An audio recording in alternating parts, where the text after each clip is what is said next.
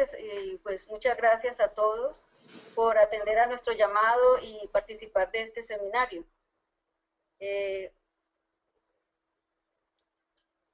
Pues este seminario lo hemos preparado en colaboración con Leo y pues vamos a tratar dos temas específicos, como lo ha mencionado Leo.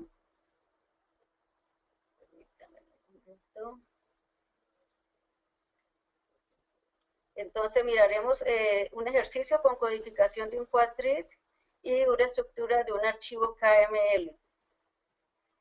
Dentro del tema del quadrit utilizaremos el orden Morton Scan en un ejercicio, también la elaboración de la estructura de árbol y cómo se calcula la dirección de una celda. Y por último, un ejercicio sobre el conteo de las celdas. Entonces, como para un repaso, pues sabemos que un quadrit es una estructura jerárquica de datos que se descompone en cuadrados de diferentes tamaños. Perdón, el viento por acá está un poco fuerte, estamos en época de agosto, época de cometas en Cali. Entonces, continuando, aquí tenemos un ejemplo de una imagen raster y a su izquierda y a su derecha una imagen raster, pero aplicándole el quadrit. Como ustedes pueden observar, en esta parte, en este primer cuadrante, la información está homogénea, entonces no tiene más divisiones, está igual, sigue homogénea, pero para estos dos cuadrantes seguimos dividiendo el cuadrante en muchos subcuadrantes hasta llegar a al mínimo de cuadrantes que esté homogéneo, como esta parte que se puede observar en esta zona.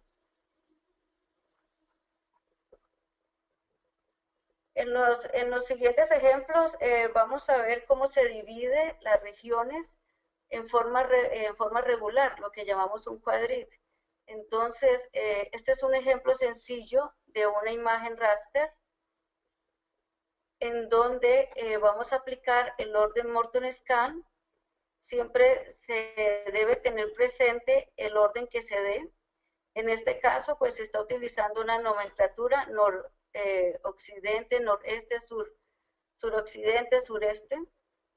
Entonces, siguiendo ese orden, o orden Z, que también es conocido el orden Morton Scan, o orden Z, realizamos el diagrama o estructura de árbol. Entonces, siempre la raíz va a tener el valor, o sea, es el nivel del área completo, no dividido de la imagen raster. Entonces, siempre la raíz va a ser vacío. Y un segundo nivel que lo componen los nodos, como lo pueden estar observando aquí en la pantalla. Entonces, con base en este raster y el orden Morton Scan, hacemos la aplicación en la estructura de árbol. Aquí he utilizado colores para pues mayor explicación para ustedes. Entonces empezamos aquí noroeste, seguimos noreste y en forma de Z, como lo indica aquí el orden, utilizamos el diagrama, generamos el diagrama de árbol.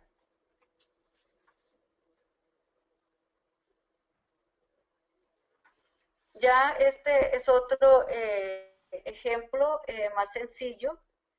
Entonces, mirando lo anterior, lo que hemos dicho, la raíz es el nivel completo de todo el raster, de toda la figura. El nivel 1, que es este, tendría las primeras 4 divisiones. Y así sucesivamente, cada nivel va a tener sus subdivisiones, nivel 2 hasta un nivel 3. Si observamos este raster, aplicamos el orden Z, que está definido de otra manera. El anterior está definido por letras noreste, noreste, noroeste. Entonces aquí el orden Z está definido por valores, por números, 0, 1, 2, 3, otro orden Z, pero en otro orden, que debemos aplicar aquí a la imagen raster. Entonces, el primer nivel, ¿en qué consiste? En dividirlo en cuatro regiones. Esas regiones, como ustedes observan, no son homogéneas. Entonces, la identificación aquí, el código es cuando no son homogéneos, los nodos aparecerán en blanco. Cuando un cuadrante es homogéneo, aparecerá en color negro. Esta es una convención que se está utilizando para nuestros ejercicios. Otros autores utilizan otras convenciones, utilizan otros colores, pero lo importante es que sea entendible la convención que se esté o simbología que se esté utilizando. Entonces vamos a mirar este primer cuadrante, el cuadrante 0. Como no es homogéneo, entonces sus 4 divisiones siguientes siguen siendo en blanco. Aplicaremos para este ejercicio el cuadrante número 2, que está completo. Entonces, no es homogéneo, lo dividimos en 4 y empezamos nuevamente aplicándole el orden Z, 0, 1, 2, 3.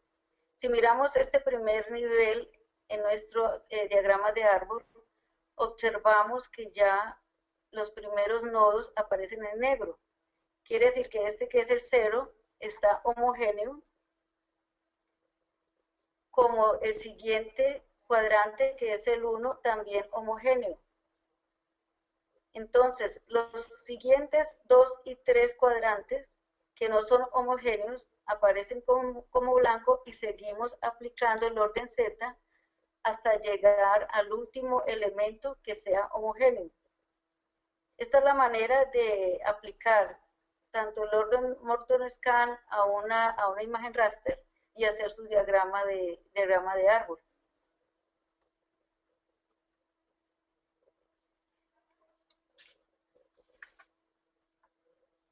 Aquí en esta parte, o sea, es esencial el orden Morton Scan para la identificación de la dirección de las celdas.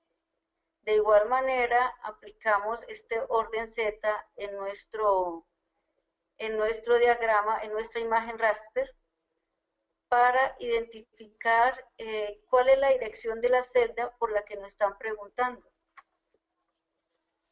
O sea, siempre el cuadril nos va a dar unas subdivisiones que nos van a ayudar al manejo pues a ordenar nuestros datos raster y a identificar la dirección de la celda. Este viene siendo como la coordenada en un vector, latitud, longitud, pero aquí utilizamos la dirección de la celda en filas y columnas con base en el orden Morton Scan.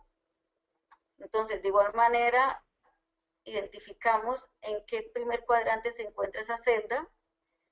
Aquí ya aparece que estamos en el cuadrante 3, donde tenemos este círculo identificando cuál celda queremos saber la dirección. De este cuadrante 3 volvemos a aplicar el orden, identificando que está en el 0. Entonces, de esa manera vamos completando nuestra respuesta. Primer orden 3, segundo nivel 0, y a este último cuadrante le aplicamos el orden Z, identificándolo como la celda, la dirección 301.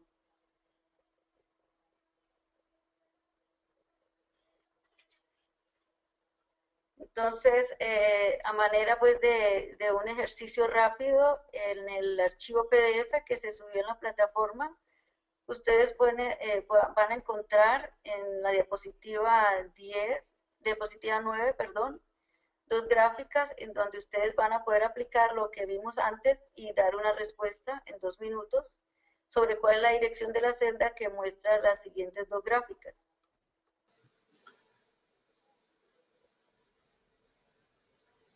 Listo, entonces sí, pues ahorita pues comenzamos con eso y la idea es que la gente que está conectada pues tenga esa oportunidad, ¿no es cierto?, de hacerlo. Entonces tienen las gráficas, las tienen en su documento que esperamos que hayan bajado, porque ahorita pues vamos a aprender justamente como este quiz, ¿no es cierto? Esta pregunta para que pueda mostrarle las opciones. Entonces ustedes pueden hacerlo en papel, pueden hacerlo en la pantalla, pueden hacerlo como lo vean. Entonces, voy a poner ahorita esto y ustedes pueden escoger la pregunta. Esto solo es una prueba para ver si está entendible y si no, después obviamente la instructora les va a mostrar la respuesta, a mostrar cómo llegar a la respuesta. Entonces ahorita comenzamos con la gráfica 1, ¿no es cierto? Sí, así es. Listo, entonces Entonces, vamos a darles un par de minutos para eso, ¿no es cierto?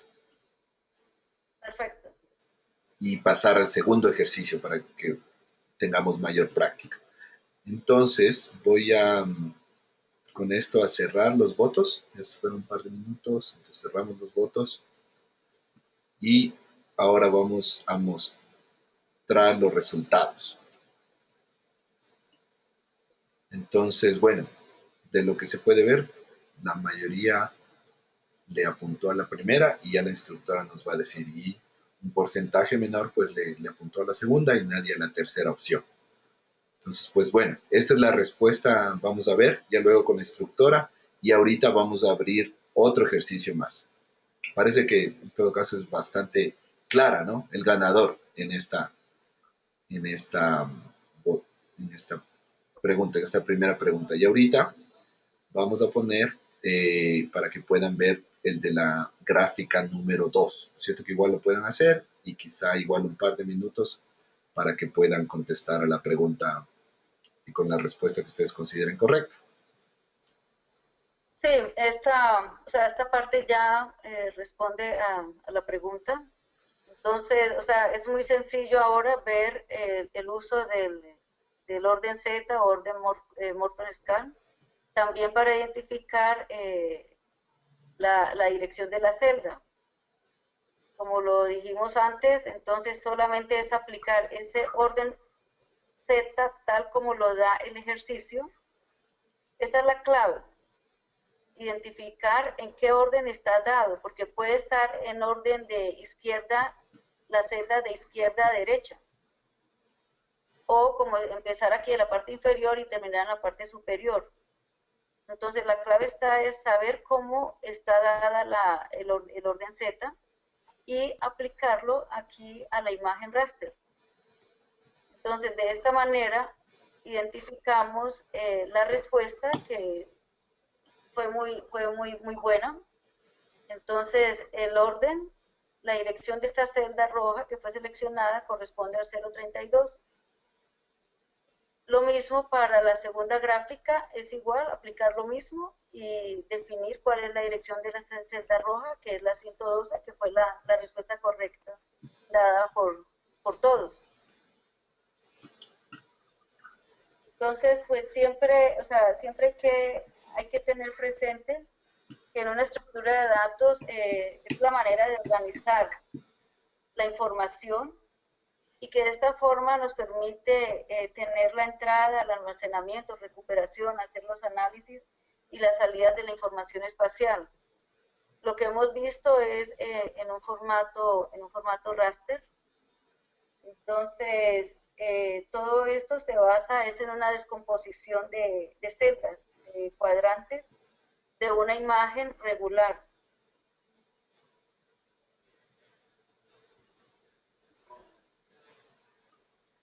Listo. Ya Ujú. perdón. Sí, sí, no, continúa, continúa. Sí. Entonces, otro de los ejercicios que preguntaban, o sea, esto fue dado a la serie de preguntas que surgían en el foro. Entonces, otra de las preguntas más frecuentes eran cómo se realizaba el conteo de las celdas para el almacenamiento de las celdas. Entonces, aquí lo que hacemos es también, o sea, todo se basa en el orden Z. Entonces, a nuestra figura, a nuestra imagen raster, igual lo hacemos división siempre por 4. y siempre buscando encontrar las áreas, los cuadrantes homogéneos. Si observan aquí, tenemos el cuadrante que viene siendo el 1, homogéneo, entonces no tendrá más divisiones. Si vamos al cuadrante 0, este cuadrante sub 0 será homogéneo y aplicaremos las subdivisiones a los otros cuadrantes que no estén homogéneos. Aquí cada uno pues ya lo identifican por los valores, este es homogéneo, son puros unos, este es homogéneo también, los valores 2 para la celda, convirtiéndolo en un cuadrante homogéneo. Cuando nosotros encontramos un cuadrante homogéneo, entonces este valor toma solamente un valor de celda, el valor 1. Si pasamos a la gráfica de la derecha, estaremos aplicando este concepto de homogeneidad en esta celda que contendrá el valor 1 y seguimos aplicando el orden Z. Entonces vamos de aquí a esta celda que hace parte del cuadrante 1, como lo dice acá, pero como no está homogéneo, toma otro valor esta celda. Entonces vamos acumulando, vamos sumando los valores de cada celda, 1, 2, 3, 4, 5. ¿Por qué? Porque estas celdas no están homogéneas, entonces van tomando un valor cada una. De aquí seguimos a la celda, al cuadrante 2, según este orden. Y tomará este valor 6, por no ser homogéneo. Seguimos al 7 y vamos así sucesivamente contando las celdas que no sean homogéneas, pero siguiendo el orden Z. ¿Sí? 10, 11, 12, 13. Y aquí nos encontramos con el cuadrante 1, que es homogéneo, entonces tendría el valor Z, valor 14, perdón. De esta manera seguimos el ejercicio hasta el cuadrante cuadrante 2, que es todo este, y le aplicaremos el mismo orden. Entonces, como este es homogéneo, todo este cuadrante toma el valor 15, aquí tomaría el valor 16, seguimos a este cuadrante el valor 17, 18, 19, 20, 21, 22, 23. Y así sucesivamente vamos contando las celdas que no son homogéneas, que son homogéneas, y tendríamos un valor final de 31 caracteres para el conteo de las celdas. Sí, ¿no es cierto? Entonces, una estructura de un archivo KML es lo que quería contarles un poco. Esto está en la lección 12, ¿no es cierto?, de este módulo 2. Y pues vamos a comenzar un poco. Esto a mí se me ha hecho bastante interesante y he trabajado desde hace un tiempo con todo, cuando apenas salió Google Earth, que ya tiene más de 10 años, desde que salió ya como Google Earth, y el lenguaje en realidad es un poco más antiguo y quizá ustedes ya lo han revisado también la parte del módulo. Entonces, esto es uno de los ejercicios, en realidad, del 12.1 me parece que es, y pues en base a eso creo que vale retomarlo y yo creo que en este punto pues lo podemos ver. Entonces, esta referencia del KML también noté que estaba desactualizada un poco, entonces la voy a actualizar en el foro, pero también en ese documento cuando podamos hacer esta página, ¿no es cierto?, que es la referencia del Keyhole Markup Language, es un tutorial en realidad. Aquí hay bastante más documentación, introducción. En esta del tutorial les estoy mostrando y es de esto.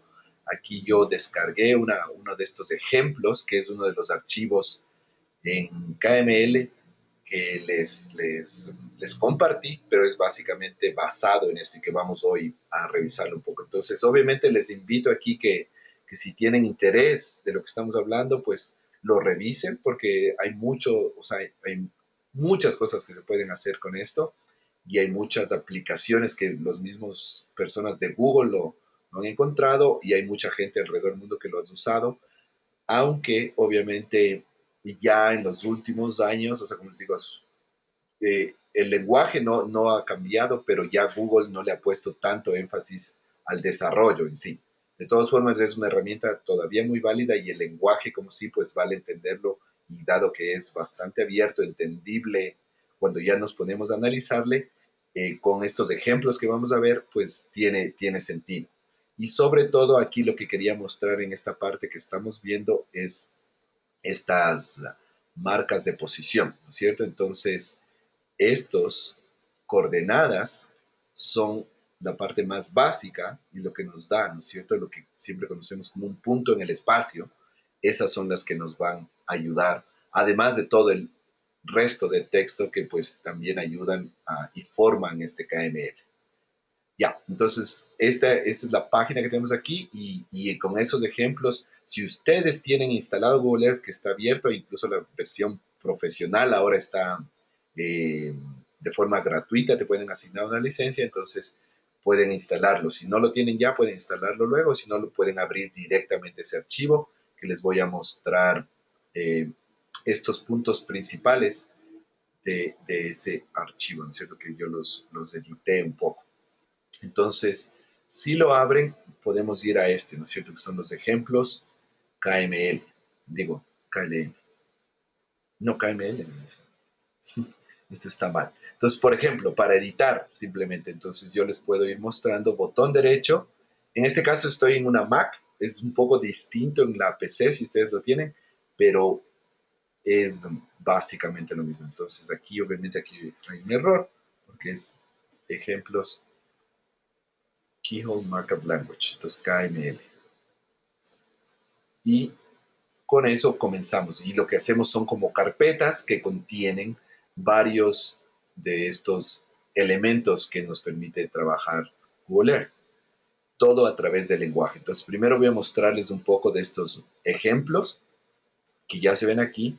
Entonces, lo más simple, pues comenzar desde los puntos, ¿no es cierto? Entonces, un placemark simple, y Google nos da estos ejemplos de su campus, ¿no es cierto? De su campus de donde está ubicado, pues tenemos este que está pegado al piso y que nos muestra como una tachuela, ¿no es cierto? Como que le ponemos ahí básicamente en el mapa. Tenemos este flotante y este que está básicamente colgado. Ya les voy a mostrar por qué, porque desde arriba los vemos iguales, pero cuando ya hacemos una vista en perspectiva, ¿no es cierto? Les vemos, nos acercamos un poco más. Ahí sí vemos que, bueno, el que estaba pegado al piso, que es el simple, pues está pegado, este está flotando más o menos ahí y este está con la línea, ¿no es cierto? Que es una que señala a este edificio.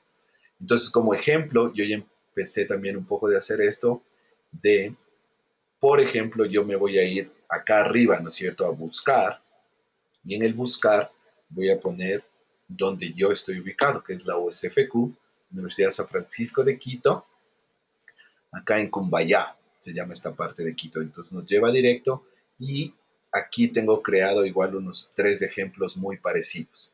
Y les voy a mostrar básicamente a qué se refiere cada uno de estos y vamos a entrar y luego continuamos con el resto de ejemplos. Pero estos que les puse aquí, que ustedes no los tienen en su, en su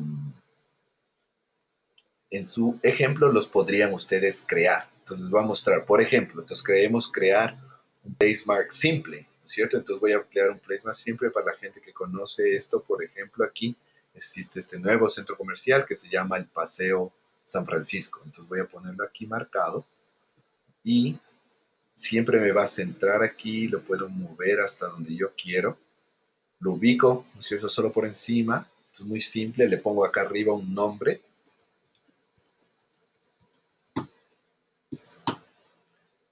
Las coordenadas, pues las detecta automáticamente y puedo poner una descripción también, que es un centro comercial. Con eso, listo, queda así, queda pegado al piso. Y con esto queda la descripción que acabo de poner, listo. De igual forma, puedo crear este elevado, y por ejemplo aquí este que mostré, el Coliseo de la... Entonces, por ejemplo, si yo quisiera mostrar, si quieren acercarse un poco más y la gente que ha podido venir hasta acá, estamos yo exactamente donde estoy ubicado es en este edificio de acá atrás que se llama el edificio Maxwell de la Universidad de San Francisco, y digamos que yo sé que este edificio tiene unos 20 metros de altura, entonces quiero marcar como el punto más alto sobre este plano. Voy a marcar esto, voy a cambiar el icono a una flecha y ubico exactamente por aquí donde está este techo o esta cúpula de acá, digamos. Aquí hay una cúpula que les puedo mostrar luego. Y aquí voy a poner edificio Maxwell. Y vamos a ponerle a 30 metros de altura. Y ahí es donde yo puedo cambiar, además de la descripción de aquí, ¿no es cierto? Que podría copiarle el nombre nada más. En altitud es donde yo le digo que sea pues pegado al piso o pueda tener una altitud relativa al piso. Hay otras opciones que ustedes pueden ver también, pero en este caso pues voy a decirle que esté a 30 metros de altura por, bueno, hizo 20, sino a 30 metros de altura por encima del piso. Y finalmente, para poder, digamos, marcar acá, que es de esta plazoleta, voy a poner una otra señal muy parecida, que aquí es la pileta, solo para mostrarles el tercer tipo, que es igual elevado, ¿no es cierto? Hagámosle a unos 20 metros de esto.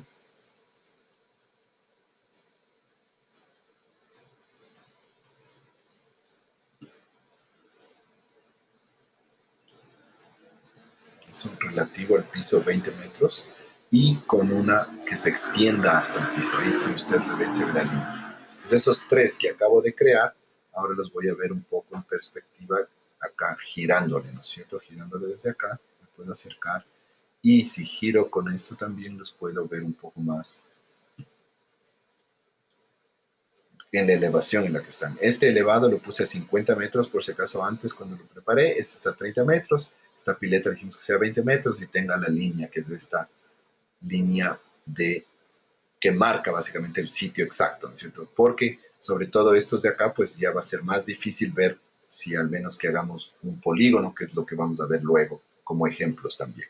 Entonces eso, bueno, mostrándoles un poco estos ejemplos de cómo ustedes pueden ir construyendo y vamos a ver también luego qué está detrás de estos lindos gráficos, ¿no es cierto?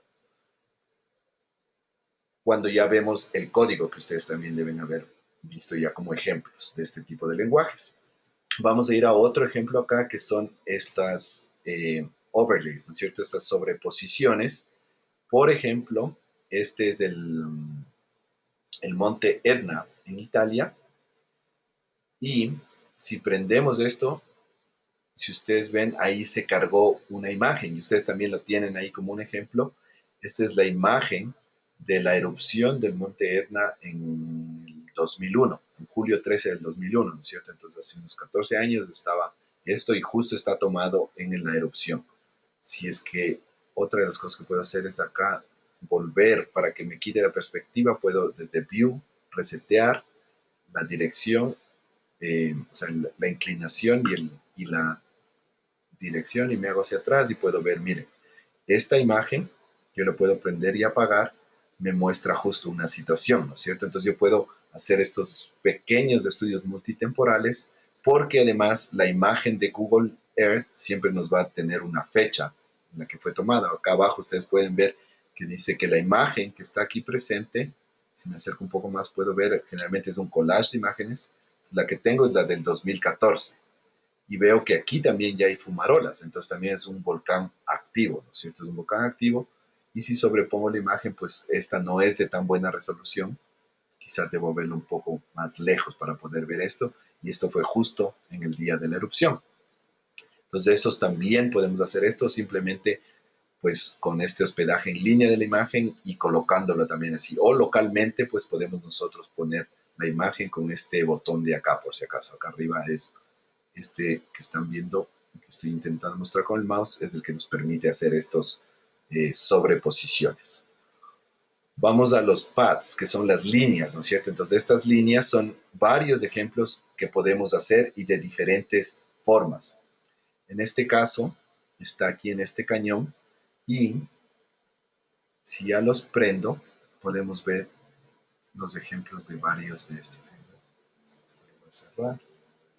Y me voy a acercar un poco aquí para explicarles rápidamente, por el tiempo también, los ejemplos que nos muestran, ¿no es cierto? Entonces siempre es interesante ver esto en 3D y aquí vemos que este cañón, y esto por ejemplo nos puede servir para modelar puentes u otras cosas así que se hacen en 3D. Y aquí por ejemplo hemos utilizado para los trabajos que tiene Richard con el metroférico, en el que se trata de mostrar cómo se puede ir atravesando las montañas. Entonces, miren, aquí tenemos estas que son, que traduciríamos como teseladas, pero básicamente, si yo le prendo y le apago, ¿dónde está esto? Está de este otro lado. Ah, aquí están las dos primeras. Ajá. Entonces es como que son o pegadas al piso, ¿no es cierto? Que es esta, que le estoy prendiendo y apagando, o simplemente van de un lado a otro sin considerar la altura por donde van pasando. Entonces todo esto es simplemente cambiando un valor en el código KML que ya vamos a ver en un momento. De igual forma vemos el absoluto, ¿no es cierto? Acá, que son las otras visualizaciones en el que pues la línea igual va simplemente a la misma altitud y sin mostrar nada hacia abajo. Este absoluto extendido hacia abajo es el que vemos aquí, que les voy a mostrar, en el que nos muestra en cambio una extensión de cada uno de los nodos que tiene esta línea, pues lo va marcando abajo hasta que encuentra el piso, que también es interesante para mostrar ese tipo de construcciones. El relativo, en cambio, pues nos muestra una altura, pero es una línea simplemente de 10 píxeles de ancho, dice que pues nos muestra, por ejemplo, un perfil de altitud, ¿no es cierto? De cómo se ve la montaña acá abajo, nos mostraría cómo se veía acá. Entonces ustedes pueden pensar en las diferentes aplicaciones que puede tener esto. Y este es lo mismo, pero simplemente mostrando pues las líneas hacia abajo también. Y todo esto son parte de las mismas códigos que están detrás. Entonces este dice simplemente con el valor de 1 o con el valor de 0 puede cambiar entre ser una línea u otra. Entonces volviendo a este ejemplo, y este es que es un ejemplo más simple que podemos ver, les voy a mostrar que es la misma línea o el mismo código que están en el uno y el otro. Yo puse botón derecho, pongo copiar y me voy a ir a un editor de texto que tengo acá. Voy a crear un archivo nuevo y simplemente pongo pegar. Eso que me copió de allá, o sea, esta línea que está aquí representada, es simplemente unas cuantas, 22 líneas de código, ¿ya? Son apenas 22 líneas de código con las coordenadas y con todo lo que necesita para poder mostrarnos simplemente esa línea con todas estas coordenadas, y el único valor que necesitamos cambiar es este, el de tessellate, que sea 1 para que vaya pegada al terreno, ¿no es cierto? O 0, como es en la no tessellate, que voy a copiar también de acá y que voy a pegarla aquí. Entonces, aquí simplemente no, ni siquiera tiene ese código, ¿no es cierto? Untessellated pues no incluye, como pueden ver en este después del line string, antes de las coordenadas, simplemente no incluimos esto, y al no incluir esta línea, pues ya sabe que va a ir a la altura de los primeros puntos, o sea, a la altura que le digamos aquí, que es esta de acá arriba. Entonces, bueno, todo esto es para entender un poco más el código que está detrás de lo que estamos viendo acá, ¿ya? Continuando, les voy a mostrar los polígonos. Estos polígonos son ejemplos de varios y en varios lugares. Son los ejemplos de Google, pues podemos ir al Google Campus, donde nos muestran varios de estos edificios. Vamos a ver esto, pero en realidad los otros también son los más interesantes. Ustedes los pueden de nuevo visualizar, intentar ver, y como ven, ya cuando empezamos a modelar esto, se ven más interesantes, ¿no? Se ven estos polígonos y estos ya son cuerpos que podemos hacer, que en este caso están representando los edificios. Y ustedes seguro ya han visto que tienen Google Earth estas representaciones de 3D, que ya son con sketches, que en lo que se puede poner fotografías aquí de los edificios, y hay mucho trabajo que se puede hacer eso, y tenemos en realidad algunos tesistas que han trabajado en eso. Pero como ejemplos pues nos sirven, y ahorita otro de los ejemplos que nos pueden servir para modelar sin mayor trabajo es, por ejemplo, aquí tenemos el edificio del Pentágono, ¿no es cierto?, en Washington, en Estados Unidos. Bien, que es muy simple y que ustedes podrían hacerlo como ejemplo también. De aquí copiar el código también y tratar de entender cómo se está construyendo ese Pentágono. Finalmente, otro tipo de polígonos, igual que vimos en los paths, ¿no es cierto?, igual que vimos en las líneas, son estos diferentes tipos de polígonos que podemos tener. Entonces, por ejemplo, ¿no es cierto?, este es un polígono absoluto, simplemente es un plano metido como en el terreno, este absoluto con las líneas hacia abajo que nos permite entender. Este es relativo, es decir, va con el terreno, no sé si lo pueden ver desde ahí, pero el que nos sirve más, por ejemplo, digamos en el caso muy extraño que queramos hacer una construcción, ¿no es cierto?, en estas montañas. Entonces, miren, podemos modelar cómo sería esta construcción insertada ahí en las montañas, ¿no es cierto? Entonces podemos ver, ahí tienen, estas serían las paredes, estaríamos así, y podríamos incluso hacer medidas, porque obviamente todos estos vértices y nodos que van uniendo van a tener coordenadas que nos permitirían ver distancias y por lo tanto medidas de eso. Listo, entonces, con esto, lo que yo quería ya empezar a mostrarles antes de terminar y pasar a esta pequeña pregunta que hacemos es, lo que podemos hacer es intentar ver coordenadas, ¿no es cierto? Y de acuerdo a las instrucciones que teníamos en esto, antes de la pregunta es intentar ver coordenadas y hacer una pequeña tabla que tenga el nombre, longitud y latitud. Por el tiempo, pues les voy a mostrar un ejemplo nada más de cómo lo haría yo. Entonces voy a ir a Google Maps y buscar cualquier lugar que sea de interés. En todo caso, voy a buscar ahorita algo en Cali, ¿no es cierto? Simplemente Cali, nos aparece rápidamente, y si yo me acerco, pues se va moviendo un poco el código por ahí. Digamos que yo quiero ir al zoológico, ¿no es cierto? Entonces lo centro aquí, veo el zoológico, y si yo voy acá arriba a ver la dirección, lo que hace es que siempre me va a tratar de mostrar un código largo, pero si yo identifico bien, vamos a tener generalmente las coordenadas aquí, ¿cierto? Estas son las coordenadas, y pues ya nosotros podemos ver cuál sería la latitud y la longitud, ¿cierto? Entonces voy a copiar esto. Yo tenía en Excel crear esta pequeña tabla, como les decía, con nombre, latitud, longitud. Este es del zoológico de Cali, y ustedes también pueden hacer con cualquier otro, ¿no es cierto? Zoológico de Cali. Una falta de tildes, y aquí pues yo voy a pegar esto. Obviamente aquí, si ustedes se dan cuenta, yo ya una vez que, o sea, como un sitio más o menos conocido, yo sé que la latitud, ¿no es cierto?, que es lo primero que está aquí, pues va a ser, obviamente Cali está al norte del Ecuador, entonces va a ser una latitud positiva y no está tan lejos, ¿no es cierto?, está apenas a 3 grados. Mientras que la longitud, pues yo sé que de la línea imaginaria de Greenwich sí está más lejana, y obviamente está al oeste, por eso es negativa, tiene una longitud negativa.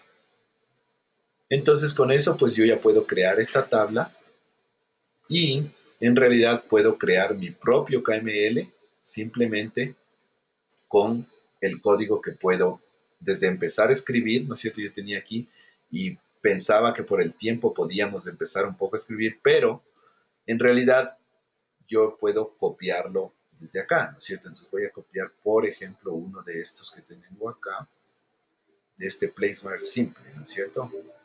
Este simplemente de aquí, del que creé del Paseo San Francisco. Este lo copio el código, me voy al editor de texto, ustedes pueden abrirlo en Notepad, y simplemente lo pego.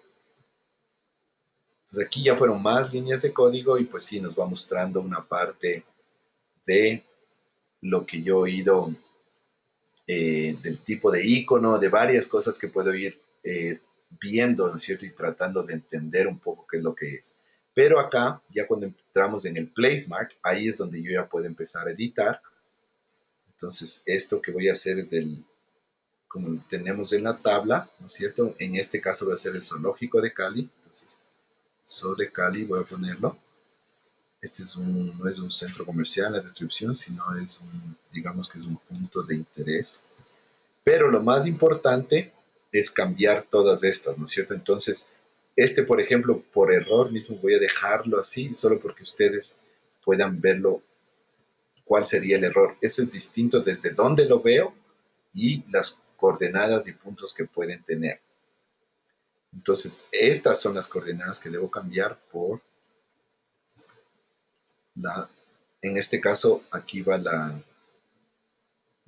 la longitud primero y la latitud luego, y eso lo pueden ver simplemente por cómo están organizadas las coordenadas. Y el tercero es cómo la altitud que voy a tener. En cero, pues default va a tener la altitud que tiene el terreno mismo de,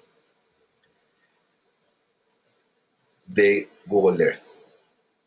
Y pues el resto, como les decía, estas coordenadas también deberíamos cambiar. Ahorita solo, por ejemplo, voy a guardar este archivo para poder luego volver a editarlo.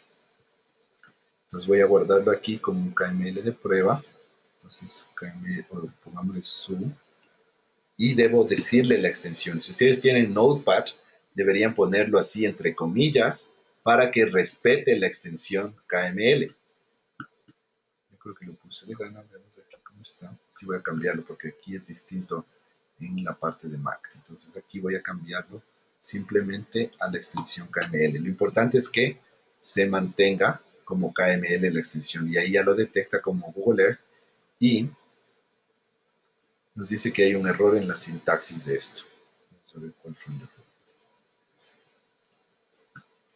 Que es la línea 1. Ah, esto sí, esto yo estaba poniendo como KML de prueba, entonces voy a borrar esto y voy a guardarlo nuevamente.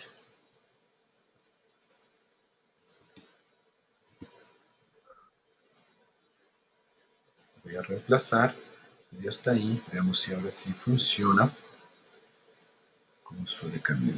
Pues sí, nos llevó en todo caso a otro lado, pero como pueden ver, la visibilización lo hizo como si, no como si estaría en Cali, sino como si estaría en Quito, aunque si vamos al zoológico de Cali, el punto sí va a estar ahí. Entonces, esto sí es importante que cuando hagamos uno, pues entendamos lo que se está haciendo. O sea, es como que estamos viendo el zoológico de Cali, pero desde Quito y desde esa altitud que era la del Coliseo. Va a mostrar nada más y pues de eso también debemos cambiar para poder revisarlo. Miren, acá está el punto que se creó, está en las coordenadas correctas, ¿no es cierto? Pero esto lo hice, como les decía, a propósito para poder mostrarles que el código KML nos muestra no solo las coordenadas que están acá, sino también cómo queremos verlas. Y es porque, si vieron ustedes con los ejemplos que les daba, pues pueden entrarlo ya con una visibilidad en perspectiva del terreno, o visto desde arriba, o de diferente altitud. Entonces, todo esto lo vamos cambiando desde aquí. Todo se va construyendo desde aquí. Listo, entonces por respeto al tiempo también y porque no, por miedo a aburrirlos con esto, entonces pasamos, creo yo, a la pequeña pregunta que tenemos. Entonces, yo les compartí, está en la presentación también, un pequeño largo texto que está aquí, pues está copiado todo este pequeño KML y yo les copié en formato de texto y se llama ¿Dónde estoy? Entonces, mi pregunta para ustedes ahorita va a ser que ustedes, usando esta información, usando esto, ubiquen a qué ciudad de las que les estoy mostrando eh, corresponde ese KML. Les pido que revisen esto, igual yo creo que un par de minutos o quizás hasta 3 minutos máximo para poder continuar y a dar cierre a la sesión. y vamos a mostrar los resultados, ¿no es cierto? Entonces, pues sí, bastante gente, o sea, el 75% de los que contestaron, pues llegaron a Ushuaia, en la Patagonia Argentina. Entonces, está bien. Alguien contestó Cambridge y otro contestó que está en Cali. Ese archivo, pues sí. Entonces voy a esconder estos resultados y a mostrarles un poco brevemente cómo sería esto. Este es el archivo donde estoy. Es cierto que ustedes recibieron, entonces si lo abrimos como texto, pues es un texto bastante largo, que de nuevo nos muestra lo que yo les decía, lo que les mostré serían las coordenadas, ¿no es cierto? Entonces, una de las formas que haría yo es pues copiar estas coordenadas, decirle a Google Earth dónde están estas coordenadas y ver si me lleva. Entonces, miren, yo le copié, pegué simplemente las coordenadas, coma coordenadas, pero me llevó a otro lado, ¿no es cierto? Al océano, que está en realidad cruzado porque está demasiado abajo y porque está al revés de lo que debería leer aquí. Entonces es un poco confuso eso en realidad, que en el KML sea al revés, pero si no es ninguna ciudad, pues puedo hacer esto también. Y ahí se me lleva a donde es en realidad el KML, que es a la ciudad de Ushuaia. Entonces, si hicimos esto, claro, y no sabíamos cuál era la latitud y la longitud, aquí sabemos que, de lo que se acuerdan, está la longitud primero y la latitud luego. ¿Ya? Ambos en este caso son negativas, pero nos muestra acá. Otra forma de poder hacer esto es simplemente ir al documento, ¿no es cierto? Al donde estoy, y en lugar de que sea un TXT, como yo sé que está bien escrito, le cambiaría de extensión. Le digo que sí sea un KML y ya se me va a abrir como un KML ubicado ahí. Y pues me salió el quién soy, que es como yo le escribí en el nombre eso. Pero ambos están ubicados ahí arriba. Y pues otra forma es simplemente podría ir a ArcGIS o podría ir a un mapa simplemente y referenciarme, ¿no es cierto? Entonces entender que si es que tenemos así el globo, pues está Greenwich que está por acá, está el Ecuador que está por acá, entonces puedo, y lo otro que también puedo hacer aquí es ver un grid, que es lo que les voy a mostrar aquí, en el que me muestra también una buena referencia, ¿no es cierto? De, aquí está el meridiano de Greenwich, el meridiano primero, y el Ecuador. Entonces ver si es que tenemos, como vemos las coordenadas en el archivo son menos 68 de longitud, entonces decir, bueno, tengo menos 60, acá está el menos 70, entonces va a estar por esta línea de aquí, por la 68, y menos 54 de latitud. Entonces está al sur del Ecuador, voy al 10, 20, 30, 40, 50. Entonces 50, y acá estaría 60, 54 por aquí. Entonces 68, 54, más o menos por aquí. Si nos acercamos, pues nos va a dar más detalle y veríamos al menos la cuadrícula en la que está, ¿cierto? Entonces me voy acercando y en realidad esta, para quienes conocen, es la última ciudad, pues, habitada en realidad del continente americano, del continente en sí, porque después, pues, sí hay islas y hay otras cosas, y después sí estará la Antártida, pero entonces esto es territorio argentino, y quienes visitan la Patagonia o quienes pretenden ir hasta la Antártida, pues van casi obligatoriamente a pasar por ahí. Listo.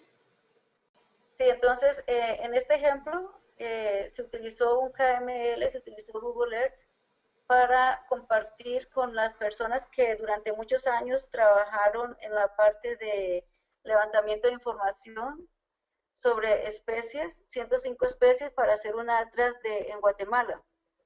Entonces aquí lo que nosotros utilizamos fueron programas de SIC para conservación e identificación de riquezas, de especies. Entonces se hicieron los mapas y también se colocó la información para cada una de las especies, sacando inclusive hasta fotografías, información del registro, ¿sí? Como las recomendaciones, estado de conservación. Entonces, solo quería mostrarles esto es un ejemplo de los muchos que existen y que se puede compartir con los usuarios que, aunque no tienen conocimiento en SIG, pero son expertos, por ejemplo, en análisis o en diversidad o conservación de especies, puedan leer esta información y dar su propio, su aprobación. Eso era todo lo que les quería mostrar con este KML. Gracias, Chévere. Leo. Entonces, no sé, Manuel Armando nos pedía la palabra, vamos a ver, y sí, yo lo que quedó pendiente de mi parte era justamente mostrar que Google lo que está haciendo es todos estos KMLs, pues además de abrirlos en Google Earth, también ya se pueden abrir hasta cierto punto, no con toda la versatilidad del programa, pero sí se pueden abrir dentro de eh, Google Maps o dentro de My Maps, que es una versión de cómo crear mis mapas dentro de Google Maps. Entonces, y después compartirlos y justo publicarlos así. Porque